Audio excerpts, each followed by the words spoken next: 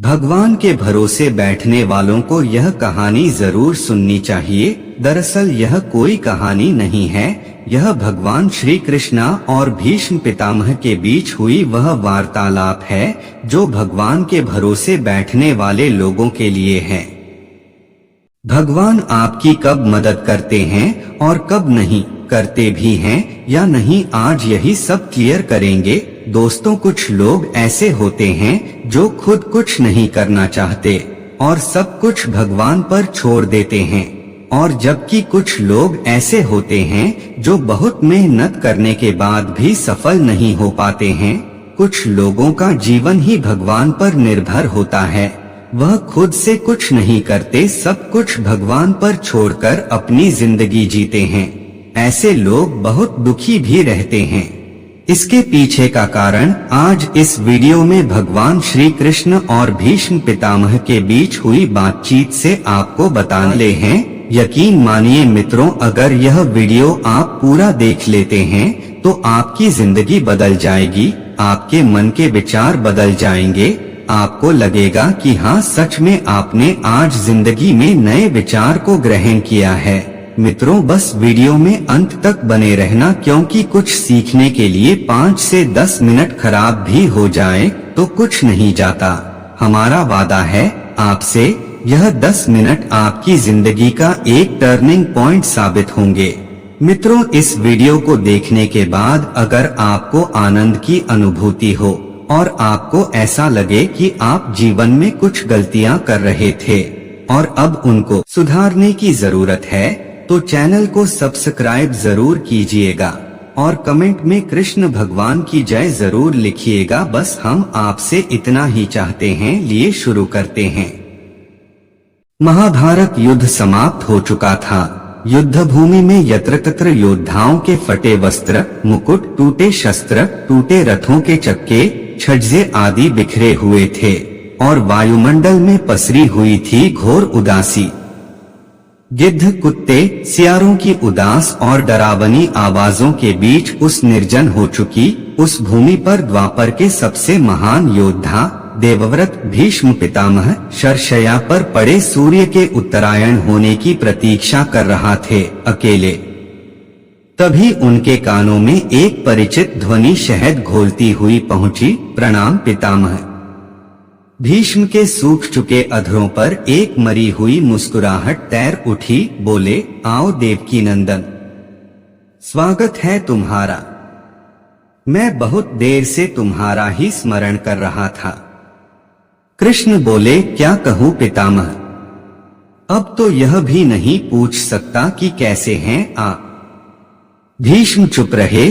कुछ क्षण बाद बोले, पुत्र युधिष्ठिर का राज्याभिषेक करा चुके केशव, उनका ध्यान रखना।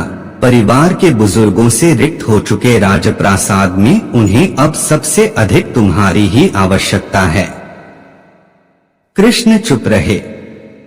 भीष्म ने पुनः कहा, कुछ पूछूं केशव? बड़े अच्छे समय से आए हो। संभवतः धरा छोड़ने के पूर्व मेरे अनेक भ्रम समाप्त हो जाए। कृष्ण बोले, कहिए न पितामह। एक बात बताओ प्रभु, तुम तो ईश्वर हो न? कृष्ण ने बीच में ही टोका, नहीं पितामह, मैं ईश्वर नहीं, मैं तो आपका पौत्र हूं पितामह, ईश्वर नहीं। भीष्म उस घोर पीड़ा में भी ठठाके हंस पड़े। बोले, मैं अपने जीवन का स्वयं कभी आकलन नहीं कर पाया कृष्ण, सो नहीं जानता कि अच्छा रहा या बुरा, पर अब तो इस धरा से जा रहा हूँ कन्हैया, अब तो ठगना छोड़ दे रे। कृष्ण जाने क्यों भीष्म के पास सरक आए और उनका हाथ पकड़कर बोले, कहिए पितामह। भीष्म बोले, एक बात बताओ कन्हैया, इस युद्ध में जो हुआ वो ठीक था क्या? किसकी ओर से पितामह? पांडवों की ओर से। कौरवों के कृत्यों पर चर्चा का तो अब कोई अर्थ ही नहीं कन्हैया, पर क्या पांडवों की ओर से जो हुआ वो सही था? आचार्य द्रोण का वध, दुर्योधन की जंघा के नीचे प्रहार, दुःशासन की छाती का चीरा जाना, जयद्रथ के साथ हुआ छल, निहत्थे कर्ण का वध, सब ठीक था क्या? यह सब उचित था क्या? इसका उत्तर मैं कैसे दे सकता हूँ पितामह? इसका उत्तर तो उन्हें देना चाहिए जिन्होंने यह किया। उत्तर दे दुर्योधन का वध करने वाले भीम, उत्तर दे कर्ण और जयद्रथ का वध करने वाले अर्जुन। मैं तो इस युद्ध में कहीं था ही नहीं पितामह। अभी भी छलना नहीं छोड़ोगे कृष्ण? अरे विश्व भले कहता रहे कि महाभारत को अर्जुन और भीम ने जीता है, पर मैं जानता हूँ कन्हैया कि यह तुम्हारी और केवल तुम्हारी विजय है। मैं तो उत्तर तुम ही से पूछूंगा कृष्ण। तो सुनिए पितामह, कुछ बुरा नहीं हुआ, कुछ अनैतिक नहीं हुआ, वही हुआ जो होना चाहिए। यह तुम कह रहे हो केशव? मर्यादा पुरुषोत्तम राम का अवतार कृष्ण कह रहा है। यह छल तो किसी युग में हमारे सनातन संस्कारों का अंग नहीं रहा, फिर यह उचित कैसे गया? इतिहास से शिक्षा ली जाती है पितामह, पर निर्णय वर्तमान की परिस्थितियों के आधार पर लेना पड़ता है। हर युग अपने तर्कों और अपनी आवश्यकता के आधार पर अपना नायक चुनता है। राम त्रेता युग के नायक थे, मेरे भाग में द्वापर आया था। हम दोनों का निर्णय एक सा नहीं हो सकता पितामह। नहीं समझ पाया कृष्ण? तनिक समझाओ तो। राम और कृष्ण की परिस्थितियों में बहुत अंतर है पितामह। राम के युग में खलनायक भी रावण जैसा शिव भक्त होता था। तब रावण जैसी नकारात्मक शक्ति के परिवार में भी विभीषण जैसे संत हुआ करते थे। तब बाली जैसे खलनायक के परिवार में भी तारा जैसी विदुषी स्त्रियां और अंगद जैसे सज्जन पुत्र होते थे। उस युग में खलनायक भी धर्म का ज्ञान रखता था, इसलिए राम ने उनके साथ कहीं छल नहीं किया।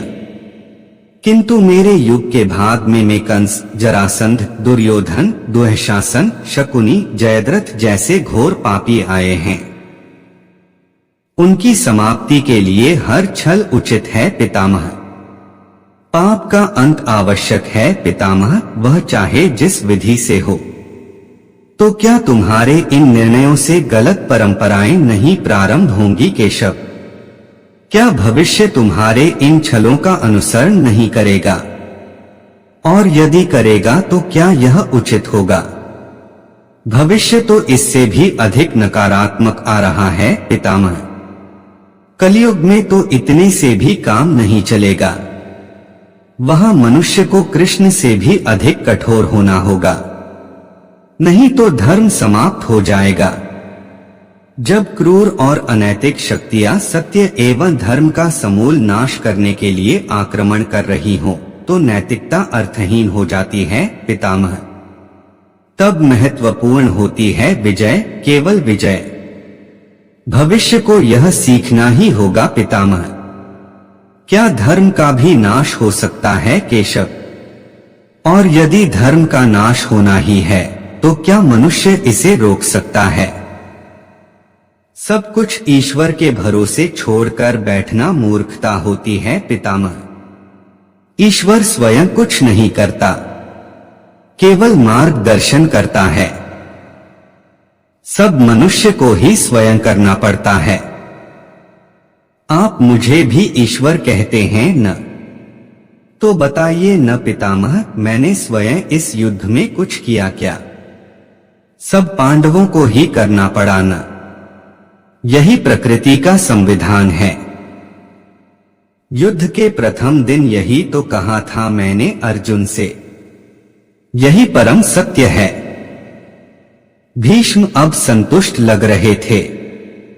उनकी आंखें धीरे धीरे बंद होने लगी थी। उन्होंने कहा, चलो कृष्ण, यह इस धरा पर अंतिम रात्रि है। कल संभवतः चले जाना हो। अपने इस अभागे भक्त पर कृपा करना कृष्ण। कृष्ण ने मन में ही कुछ कहा और भीष्म को प्रणाम कर लौट चले, पर युद्ध भूमि के उस डरावने अंधकार में भविष्य को जीवन का सबसे बड़ा सूत्र मिल चुका था।